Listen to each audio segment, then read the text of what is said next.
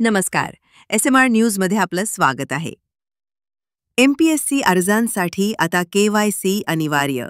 महाराष्ट्र लोकसेवा आयोगाने MPSC परीक्षांमधील गैरप्रकारांना आळा घालण्यासाठी महत्त्वपूर्ण पाऊल उचलले आहे. आता MPSCच्या भरती प्रक्रियेसाठी अर्ज करण्यापूर्वी उमेदवारांना आयोगाच्या अर्ज प्रणालीमध्ये आधार आणि इतर पद्धती वापरून KYC करणे बंधनकारक असणार आहे. याचा अर्थ जर उमेदवाराने अर्ज भरण्यापूर्वी KYC पडताळणी केली नाही तर त्याला अर्ज सादर करता येणार नाही. मार्च 2017 पासून आधार क्रमांक नोंदणीची सुविधा उपलब्ध असली तरी आता आधार संलग्न मोबाईल क्रमांक असणे अनिवार्य करण्यात आले आहे. 15 जुलैपासून नवा नियम लागू.